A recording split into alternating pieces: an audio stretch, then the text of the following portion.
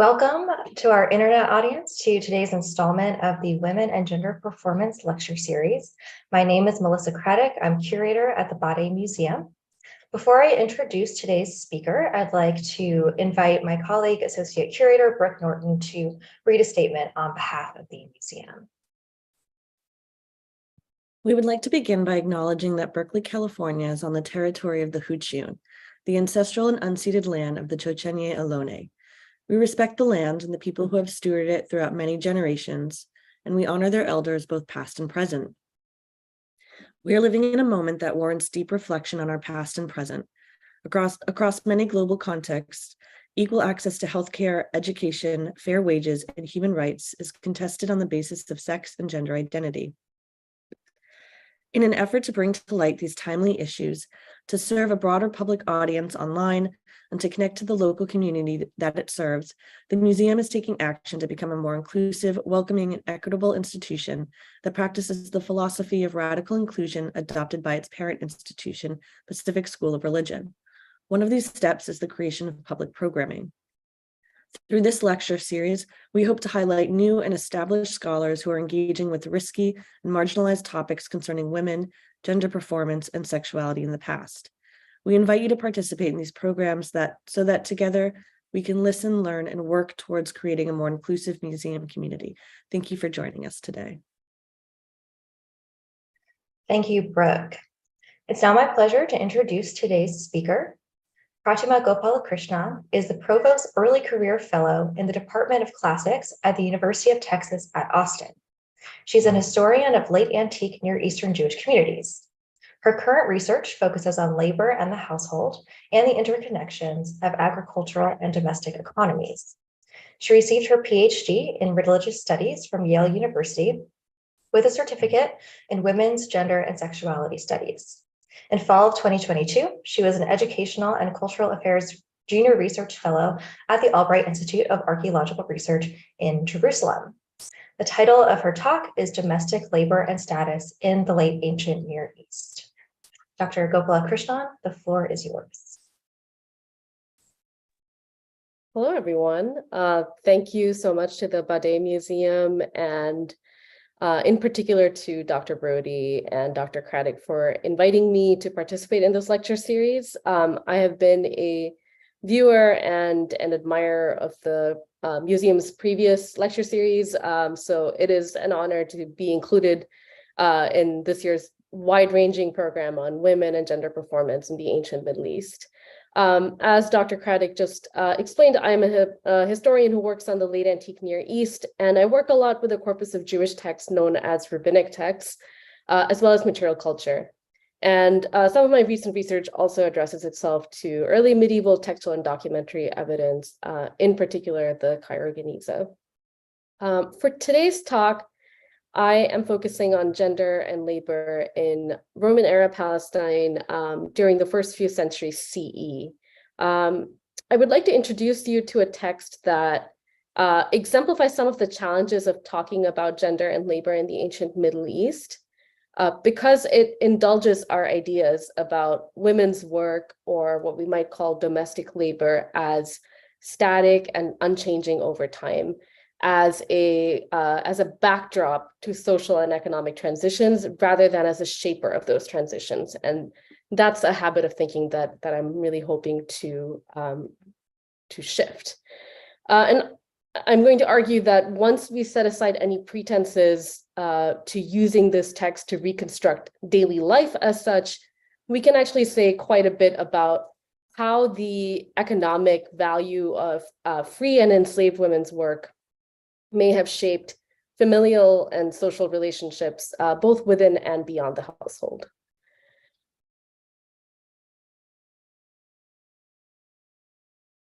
For me, it all started with this list, which I will now read out to you, and perhaps it may even be familiar to some of you. These are the labors that a wife performs for her husband. She grinds, she bakes, she washes, she cooks, she nurses her child, she prepares the bed, and she works in wool. If she brought him one enslaved woman in her dowry, she does not grind or bake or wash. Two, and she does not cook, and she does not nurse her child. 3, and she does not make the bed. 4, and she sits in an easy chair. Rabbi Eliezer said, even if she brought him 100 enslaved women, he may compel her to work in wool because idleness leads to lewdness. Rabbi Shimon ben Gamliel said, a man who takes a vow preventing his wife from doing labors must divorce her and give her her ketubah, that's a marriage settlement, because idleness leads to dullness. This is from a 2nd century CE rabbinic Jewish composition known as the Mishnah, and right away you might notice a few things about this text. First is this interchange of labors between the wife and the enslaved women she brings in her dowry. The text presents a highly stylized account of how wealth and status affect a woman's relationship to labor, with the wife being released from more and more labors as she brings more enslaved women in her dowry. Second is this construction that the wife does these labors for her husband. This turns the husband into the recipient of the wife's work, and it makes the husband-wife relationship, the spousal relationship, central to the construction of the household, even though in practice, households may have taken a lot of different forms that may not have had necessarily both spouses living, for instance.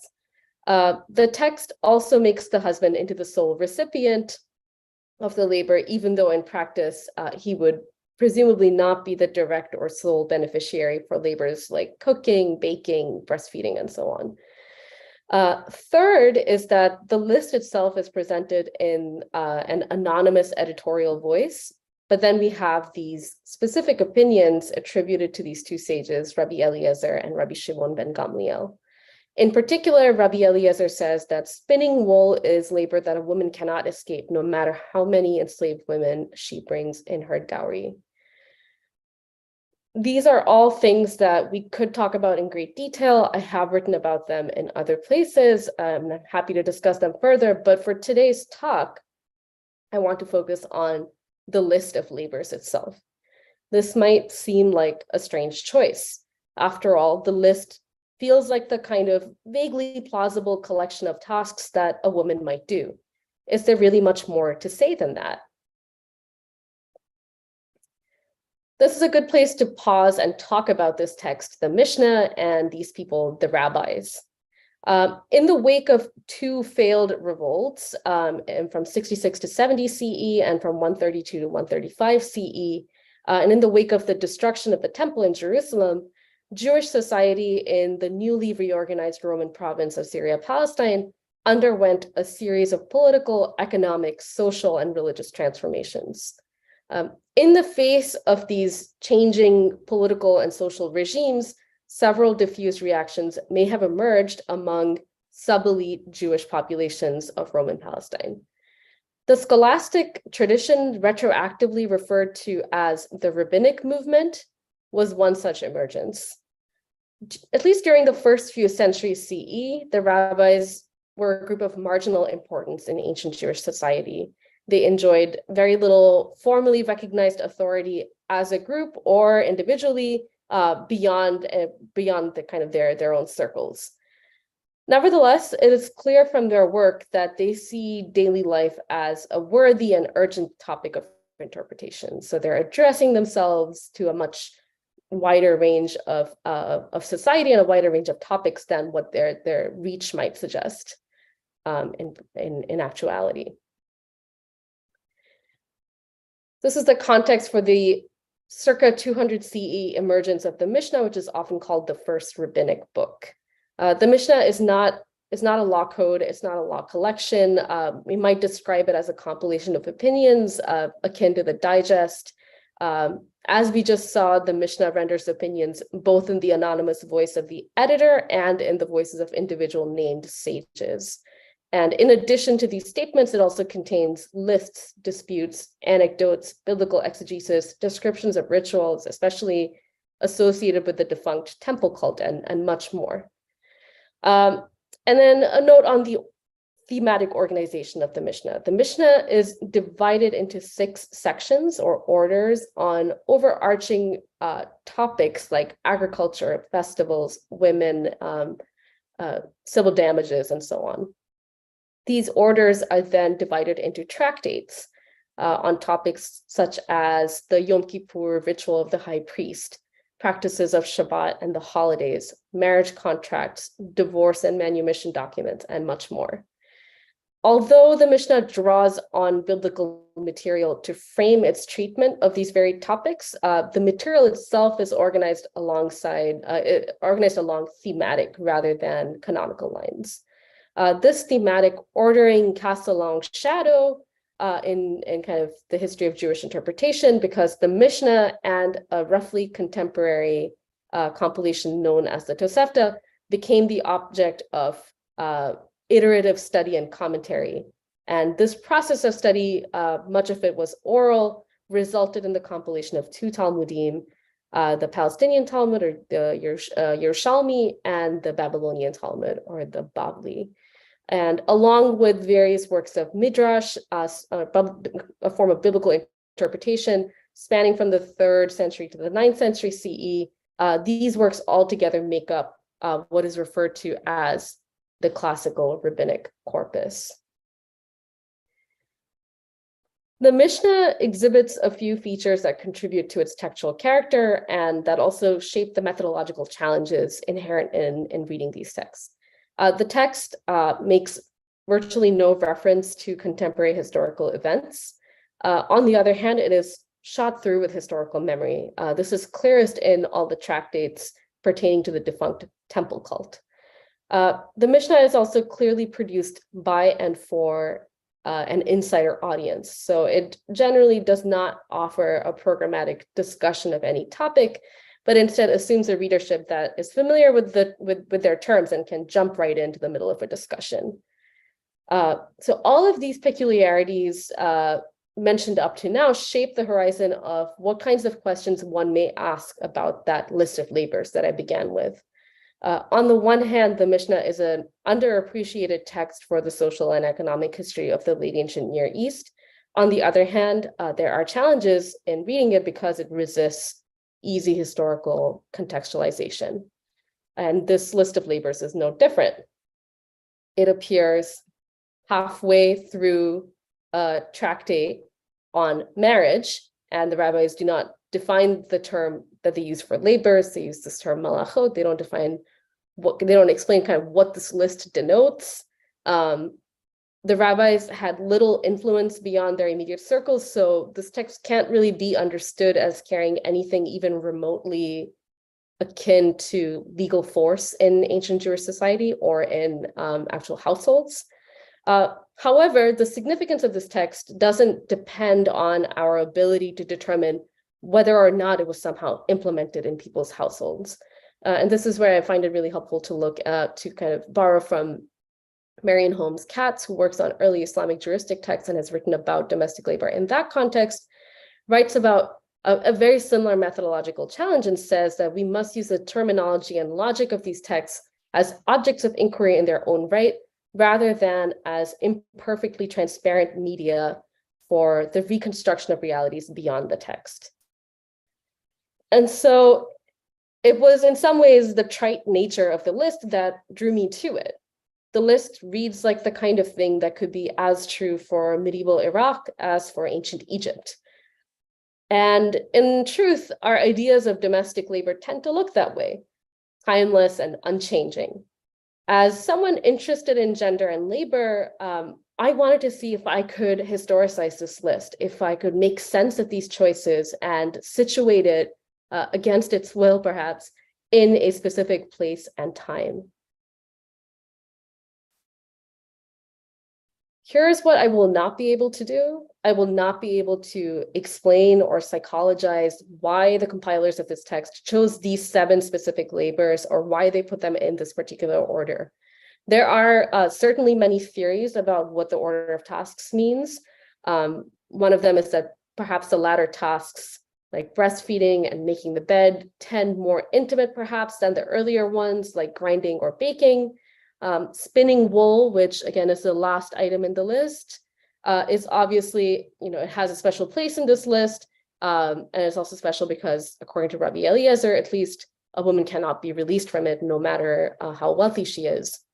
So all these theories about the order of the labors say important things, they have merit, they say important things about the different kinds of physicality involved in these labors, the different demands that they make on someone's person or time.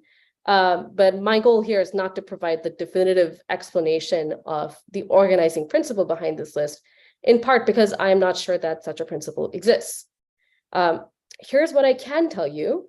For all of its fascinating choices, this list of housework is not sui generis.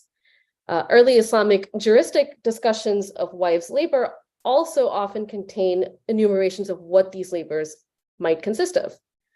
So one passage defines indoor work, or al-khidma al-batina, as kneading bread, cooking, sweeping, spreading bedding, drawing water, if she has it, and all of the housework. Another one references grinding flour, cooking food, making flour. Have a something out of order here, but the slide has it correctly. Spinning, weaving, kneading bread, cooking, and sweeping. And then the other one is grinding flour, cooking food, making the bed, that should say, and tending the house, which is sweeping it out and spreading out the bedding. In fact, the list I began with is not even the only list of labors. It's not even the only list of malachot within the Mishnah itself. The list of a wife's malachot comes from a tractate about marriage, but another tractate on Shabbat contains an equally enigmatic list of 39 malachot that one may not perform on Shabbat. So here they are, the 39 labors. I'm not going to read all of them out, but you can see here that they are clustered around particular. They're kind of various tasks involved in the process of baking a loaf of bread, starting from kind of sewing and threshing and grinding all the way up kneading and baking. These are kind of clustered around the process of making a garment. So again, there are theories about what this list of 39 means, where does it come from? But as we can see here, there's no kind of immediate association with, certainly not with women specifically, nor with the household. So the list of 7 also felt vague and inadequate to the Mishnah's own earliest readers. So I have a text here from the Tosefta, which is that companion compilation that I mentioned, which sometimes comments on the Mishnah and sometimes includes material not preserved in the Mishnah. And you can see here that these earliest readers, so they actually quote the Mishnah. They say, labors that the wife does for her husband, that's from the Mishnah. And they say, well, it's not actually comprehensive. They just didn't name the other category. There's obviously more than this. They just didn't name everything else. They just named these 7. So rather than look at our list of labors from Ketubot as a vague but plausible enumeration of what wives might do, instead of looking at it as this ahistorical but ultimately unobjectionable list of women's work, I want us to understand this vague plausibility as a key characteristic of lists of housework. In fact, scholars of housework have noted, even in modern empirical contexts, that when housework as a concept is ill-defined, one of the ways that it is operationalized is in this kind of list form. It is rendered into this list form. And these lists of housework often retain an unfocused quality, even as their individual contents are often taken as self-evident. And there are choices about what to put in and what to leave out. But there's no attempt to kind of define housework as a category. This is where we come to the inherent difficulty of defining this thing that we might call domestic labor.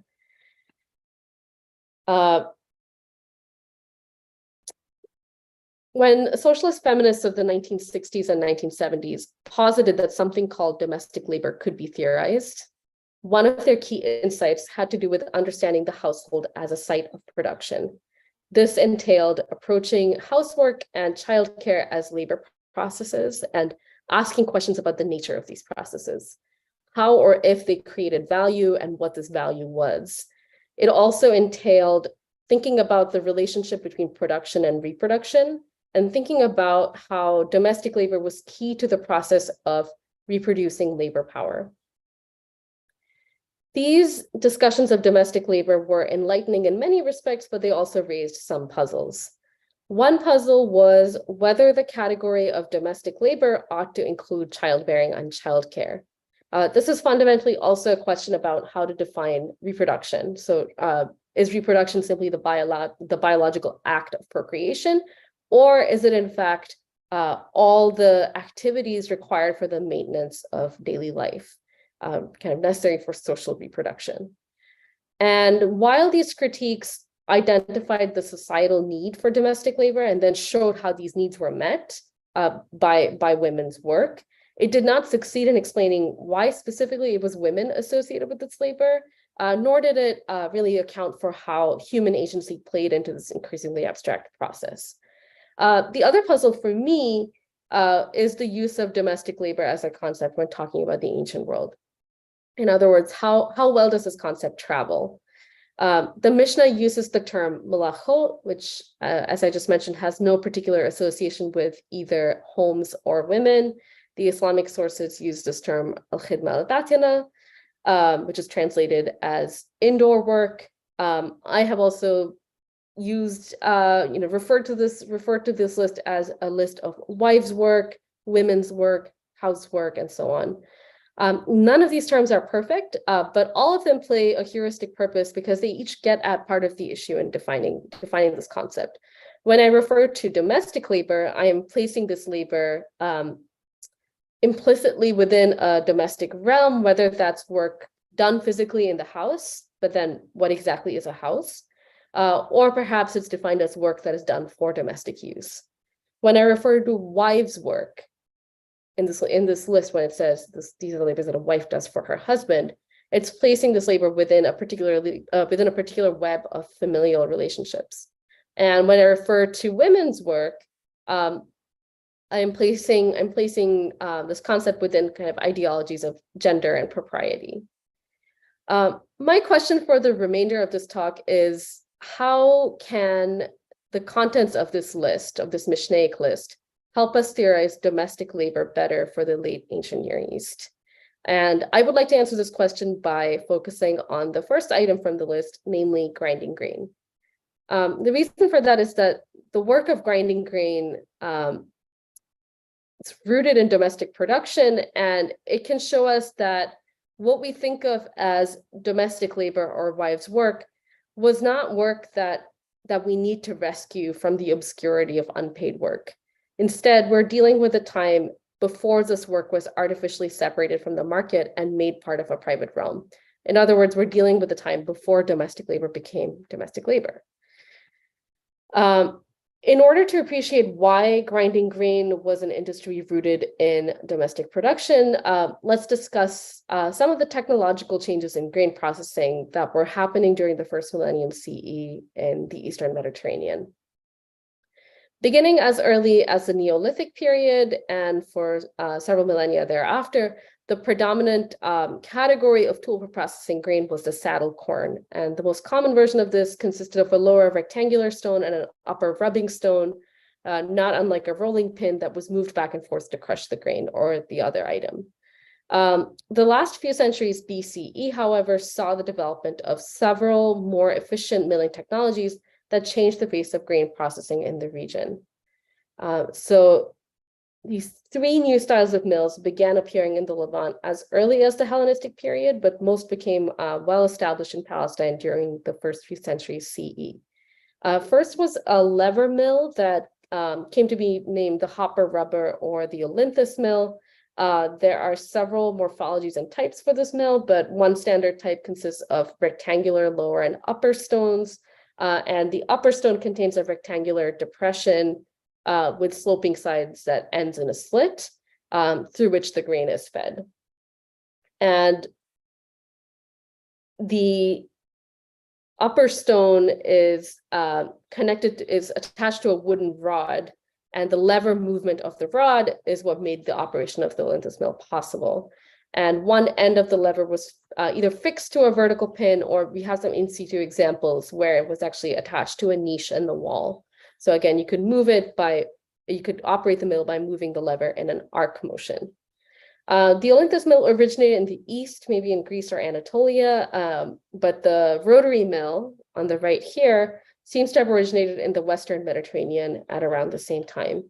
The rotary mill also consists of two stones with a hopper mechanism in the upper stone, but the two stones are round in shape and the mill is operated through a circular movement rather than a lever movement. The rotary mill was much slower to move east, and it seems that the Olynthus mill remained dominant in the Levant throughout the Hellenistic and Roman periods. And then I should also mention here the simultaneous use of the Olynthus mill and the rotary mill may have led to the development of the Pompeian mill or the donkey mill, which archaeologists first encountered in Sicily. This mill has a conical lower stone, which you can see in the back of this picture here, and then this hourglass-shaped upper stone. And this mill could be powered by a draft animal, so it was several magnitudes more powerful than the Olynthus mill. Although the first few centuries CE saw a great deal of technological change in mill types in Palestine, the history of milling is not a straightforward one about progressively more efficient mills replacing earlier manual technologies. Nor is it a story of women's household work turning into professionalized men's work. This is partly, partly borne out by the fact that rotary mills become popular and remain popular long after the more powerful Pompeian mills are available. But for the first few centuries CE, we're really mostly dealing with Olynthus mills, and then occasionally Pompeian mills in urban contexts, or the continued use of old-fashioned saddle querns in rural contexts. Olynthus mills exemplify how what we label as commercial baking was born of domestic production. Although grinding stones in archaeological contexts are usually found in secondary use, the few in situ examples of mills illustrate the difficulty of distinguishing between domestic and commercial production. So at Gamla, for instance, an Olynthus mill was discovered in a workshop adjacent to a domestic quarter. And the excavators described the installation as larger than usual for domestic flour production, but it's also clearly very close by. It's adjacent to a wing labeled as a domestic quarter. So it suggests that we might need to think more expansively about this concept of domestic flour production. And in the textual evidence, there's not a clear kind of gender binary that maps onto different kinds of technology. So we don't see this instance of, oh, well, men are depicted using this kind of mill and women are depicted using this other kind of mill. At least when it comes to Olynthus mills, rabbinic texts depict both men and women using this mill type. And we see that here in the Tosefta, we see the rabbis depict two women grinding at an Olynthus mill, which is referred to as a hand mill. And we also have all these texts about Olynthus mills as domestic installations. These texts are concerned with the mill's placement within a room, and they describe the distance from any shared walls with the neighbor's domicile. They describe the status of the mill in case the property is sold, and so on and so forth. So again, we can see how this mill is really rooted in kind of in domestic production. So I said I wanted to look at this case study of grinding grain to think about how can the form and contents of this list help us theorize domestic labor, this concept of domestic labor better for the ancient world. So the point of this little survey of grinding technology is not to offer historical contextualization for its own sake. Instead, archaeological and textual evidence about grinding grain can push us to take a more critical posture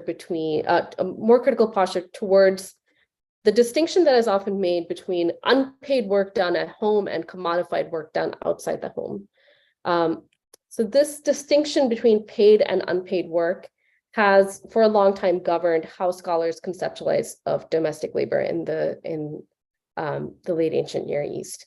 So scholars will often refer to the cultural and economic decommodification of female labor,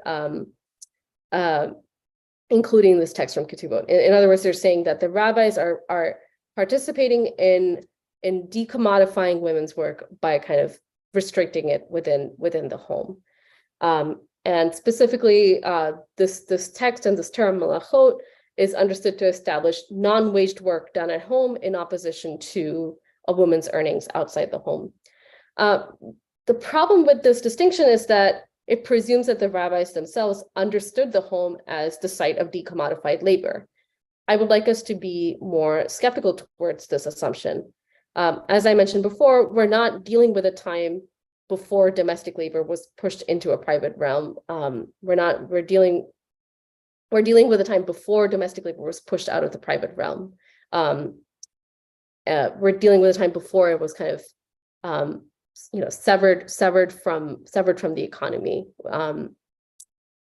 So that's, I think, the problem with this distinction between decommodified work at home and commodified work outside the home is that it doesn't match the clear economic value that the rabbis themselves seem to have understood as kind of characteristic of the work that women did. They understood this work as clearly valuable. Let me say a few words now by way of conclusion. So I spent some time today talking about this list of labors that appears in the 2nd century composition. The Mishnah, the list casts a long shadow in the history of Jewish interpretation. And if the Mishnah's goal was to provide an impression of neutral description, then it has absolutely succeeded in creating that impression. The list has long been read as a banal description of the kinds of work that women might do. I want to suggest that the list can be more than that. The rabbinic corpus presents a series of methodological challenges. It offers an underappreciated textual vantage point into Roman Near Eastern society. And the rabbis are patently interested in matters of daily life. However, it is not always evident how to historicize this material or how to put it into conversation with other textual sources or into conversation with archaeological evidence. The list of labors exemplifies several of these methodological challenges. As a description of daily life, it feels vague, plausible, and incomplete. Even the Mishnah's earliest readers found this list an unlikely and inadequate encapsulation of a wife's work. The Tosefta says, by way of explanation, that the Mishnah only mentioned 7 categories of labors, didn't mention the rest. As it turns out, vague lists of housework is not an enterprise unique to the Mishnah. In the absence of definitions of these terms, like malachot or wives' work, or women's work, or enslaved women's work, we get this operationalization of housework into list form. The point of the list is not to serve as a prescriptive ideal for what women ought to do. The significance of this text doesn't lie in whether or not it was enforced or practiced in an actual household. We would be better off not reading it as either a prescriptive or a descriptive account of daily life. Instead, the form and contents of the list can help us theorize the concept of domestic labor and consider how well this concept might travel in the ancient world. I explored this question today through the case study of grinding grain. In the Mishnah, this is the first to go in this fantasy of labor that is seamlessly transferred from the wife to the enslaved women. The text does not mention where this grinding happened or with what tools or who it was done by, or who else was involved in the process. But how and where is a key part of the story about grinding grain in the 1st millennium CE. New technologies came to the Eastern Mediterranean during this period, but they don't fit into this narrative of linear technological progress. And they don't fit into this narrative that we often want to impose of a transition from domestic to professional production, or vice versa.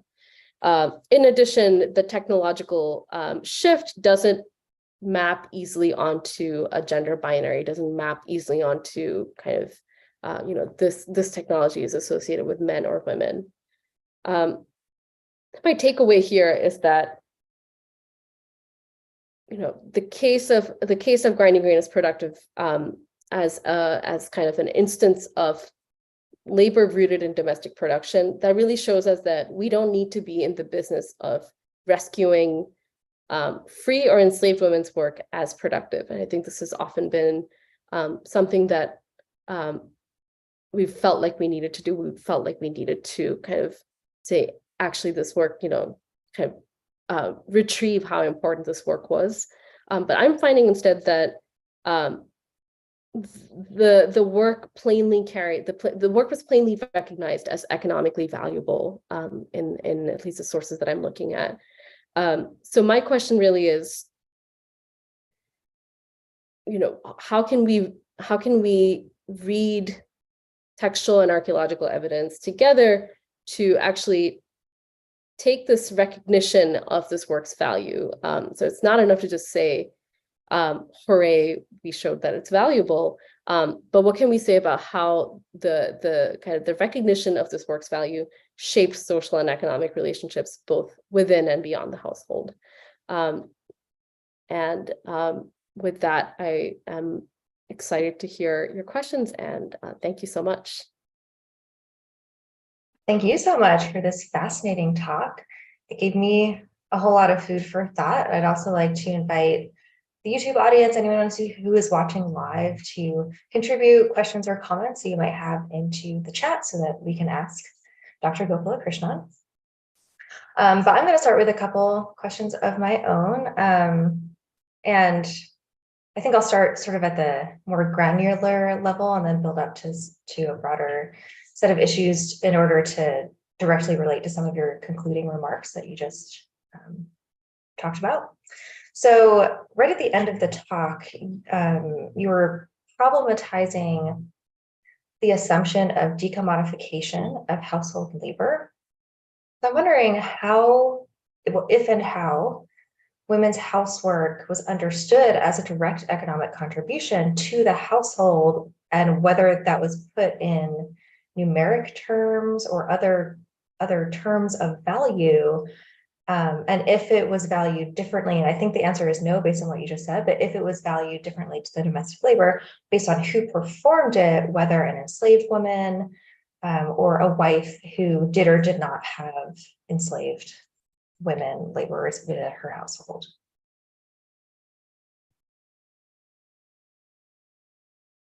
You're muted. Thanks. Thank you for the question. I want to start by saying that I think the claim about the decommodification of wives' work comes mainly from the rabbi's treatment of textile work, and it has to do with it's kind of placed in opposition to even work that is done for pay, or even work that is kind of attached to a monetary sum, wages, what have you, is still placed under the control of the husband. So this is kind of a rabbinic innovation to take waged work and place it under the control of the husband. So it's really important to what specifically when we're looking at this corpus, we're looking at conceptual innovations that the rabbis have come up with to place different kinds of work into this into their kind of vision of household exchange. So that's really where this opposition between commodified and decommodified even comes from. There's that additional layer of these are, the term malachot is specifically described as, the kind of the decommodifying, the kind of doing the work of decommodifying labor. And it's placed into contrast with this other word for kind of clearly waged work, but that waged work is still being placed under Yamasa Yadayim. It's still being placed under the control of the husband. So, and that is also related to your question about, how is this work valued? There is, there's a text just later in the same chapter that actually does quantify textile work, quantifies, what the amounts are and what the wages are. We can do with that what we will. It's hard to kind of contextualize in isolation. But even more interesting is the fact that, the terms actually used there for that kind of waged work. It is a term that is considered applicable only to wives and daughters and enslaved men. Only those, wives, daughters, and enslaved men are the only ones who do that kind of waged work, because that is the kind of waged work that is actually under the earnings actually belong to the patriarch. That is different from, so it's a very specific definition of waged work as well. So that's something to kind of keep in mind, that this narrative of the kind of the scholarly narrative of the decommodification of women's work emerges because of, I think it emerges out of this the specific mechanics of how textile work is managed, and I'm really interested in what happens when we look at other kinds of work. Thank you. Something that you were just saying is spurring a little bit more. So Aaron, did you have a question? I see that you just turned your video on before I get into my other question. Yeah, sure. If that's okay, if I just sort of jump in. First of all, Pratima, thank you so much for such a fascinating talk. It stimulated many, many thoughts. Not my time period, so I know we all use that sort of excuse, but thinking more from a kind of Bronze and Iron Age framework, I think, and I'd love to hear you, and this is more of a kind of statement, but I'd love to hear you comment on it, because I think we can sort of complicate that binary of paid and unpaid labor in that, the sort of framing of domestic production is that not everything was used within the household. And so, there are opportunities there for, quote unquote, household work to generate surpluses, and for those surpluses to be bartered, sold, whatever. So that's kind of a category that's, so is that paid labor or is it unpaid labor? And, I think it creates a third category, which is, sort of mediates between those worlds. Anyway, I would love to hear you kind of think through some of what I've just talked about. Yeah, I think the management of the surplus is kind of at the heart of these kind of definitions of what is defined as paid labor, unpaid labor. I guess if I could kind of address one kind of statement to one group of people, it would be to say that we should be, and I think this is what you're pointing out as well, we should be a little cautious about how we define terms like paid work and unpaid work. We shouldn't kind of take those, we shouldn't take that kind of binary for granted, especially when it's being presented to us on a platter by our sources. That is especially when we should be very suspicious of it. So I think this question of things that either don't fit into that binary, things that I think I've encountered that kind of middle space more. Actually, I've encountered it with Grinding Green as well. I just didn't bring those texts today, but I've encountered that kind of middle space of things that things that are not classified as paid or unpaid in several of the specific labors that are mentioned on this list, which is why when you put them into conversation with, which is why I think I want to think about, what can the list do for us to actually nuance the concept of domestic labor rather than to kind of accept that, oh, malacho means, a certain kind of decommodified labor in opposition to kind of a waged economy. The waged economy is in the household too. Yeah, it sounds like also what you're saying relates to some of your other work on subsistence and maintenance within the household, and how the grinding of grain contributes to, of course, the production of bread, which then feeds and maintains the household. Yeah, that's, I think, a good way of understanding that middle ground that helps to clarify it for me, and also helps to bridge, I think, some of the evidence that Erin is thinking of from earlier periods where we see the similar kinds of practices in play. Yeah, within the household context.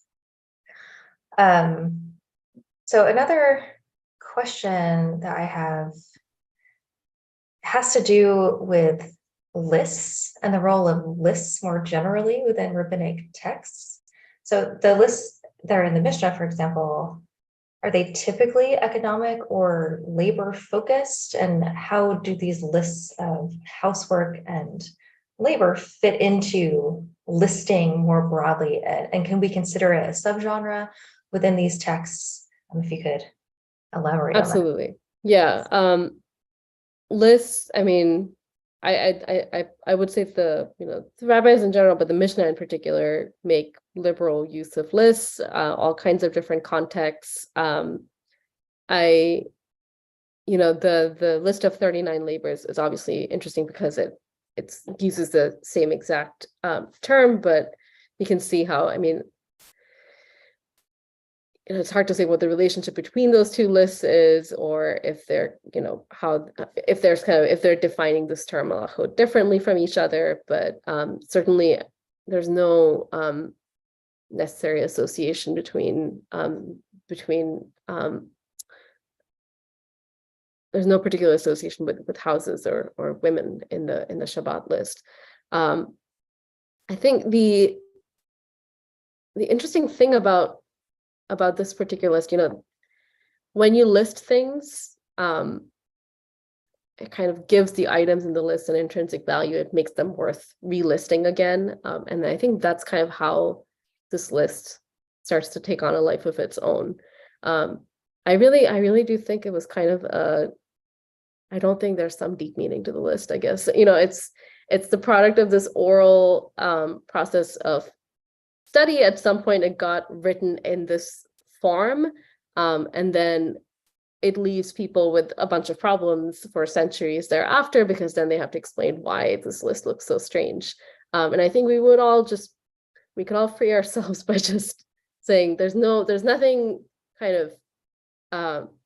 intrinsically there's no kind of secret to kind of solving what these 7 items are. And I think that's why I found it so helpful to kind of bring in these lists of housework from 7-8 centuries later from a different corpus, just to say, yeah, it is kind of that thing where you're just like, oh, cooking and baking and grocery shopping and a few other things, I guess.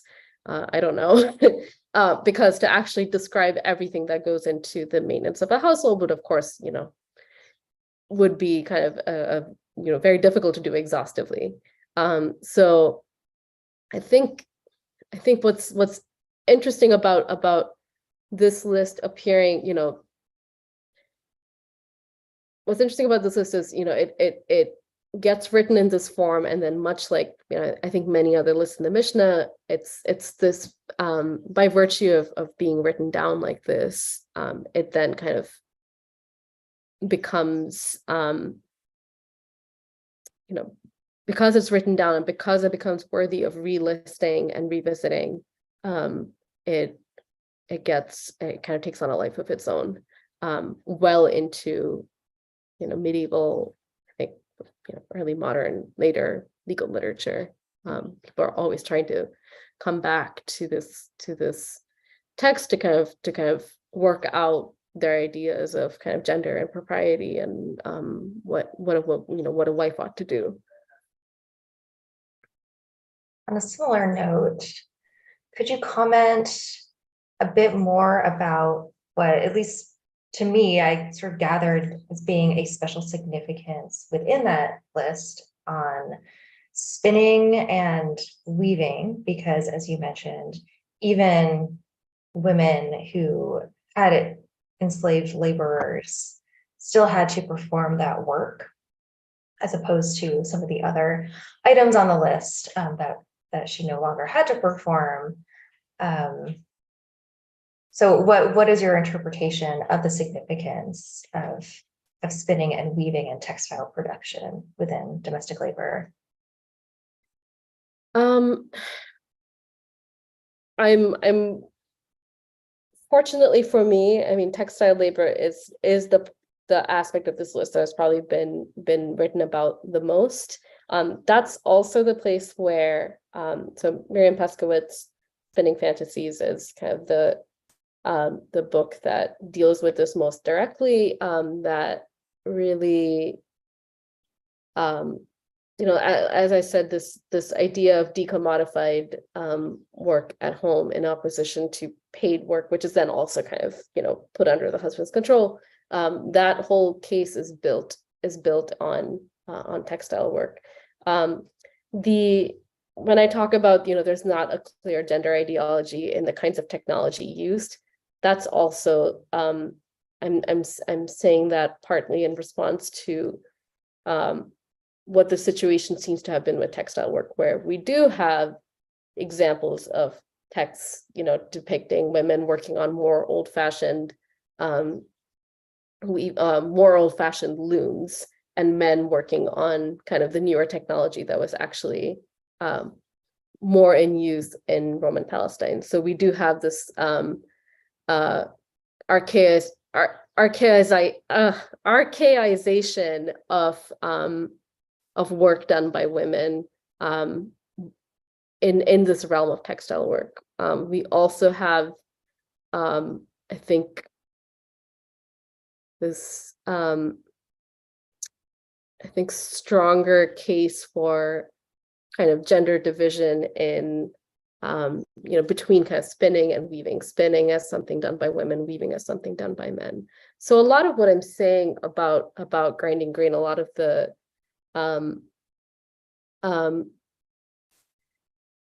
possibilities that I'm pointing to about how can this help us see the late ancient household a little differently. I'm saying a lot of this kind of in response to how scholars have used textile work specifically to kind of come up with this idea of what the ancient household was. So if I'm talking about the household as if I'm interested in kind of thinking about the household, how does a monetized economy or waged work invade the household? All of that is kind of in response to the opposite tendency that scholars have had when talking about textile work, where it is kind of described as kind of restricted to the home, decommodified, strongly gendered, associated with sexual impropriety, all kinds of things. Interesting, thank you. Associated with sexual propriety, sorry, not impropriety.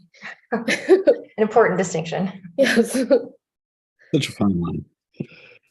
Well, Dr. Gopalakrishnan, thank you so much for a wonderful talk, and it really has enriched the series as well. And I think we're at the end of our Q&A session. Besides, again, thanking you for such a stimulating presentation, I'd also like to let our audience know that the series is continuing, of course, in April.